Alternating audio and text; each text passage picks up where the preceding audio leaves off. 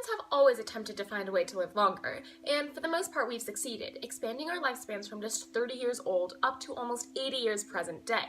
So what if I told you that scientists now predict there could be a way where in just 10 years we could live past 90, or even eventually get up to 120 years old? To investigate one reason why, we need to take a closer look at Alzheimer's disease. Alzheimer's disease is mainly caused by amyloid, which is a protein present in the brain that's also referred to as APP. Amyloid becomes dangerous when it starts to form something called beta amyloid plaques, which are buildups of the protein in the brain that erode brain tissue and disrupt nerve communication. These plaques are formed when APP folds at a certain point in the protein called the aspartyl protease beta site, which enables the proteins to lock together, creating plaques due to an abundance of the protein in a singular location. And therefore, Alzheimer's happens. Now, it's great to know how this disease works, but what application does this have to the majority of the population? Well, it turns out that amyloid has not only been found in the brains of people who develop Alzheimer's disease, but its beta form that develops plaques has also been found in the brains of completely healthy patients.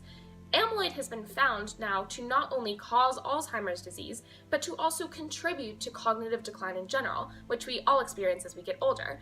This one protein can have an effect on human health and eventual death.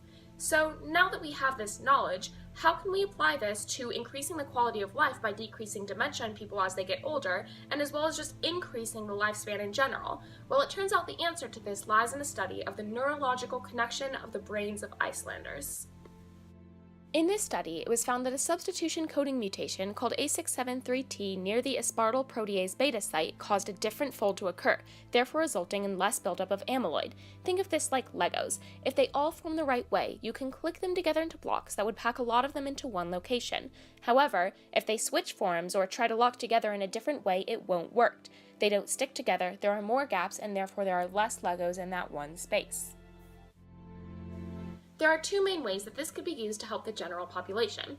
First of all, the era of individualized medicine is coming for people with Alzheimer's disease. If this type of personalized medication could also be applied to people without a predisposition to the A673T mutation, we could potentially use it to increase the lifespan of the general population.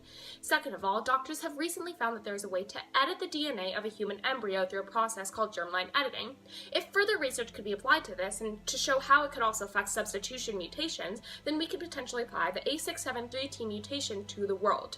So I guess the last question to ask is, are we ready to live in a world with this type of advanced scientific technology, and also where the cutoff for normal human mental processes is around 120 years old? Thank you.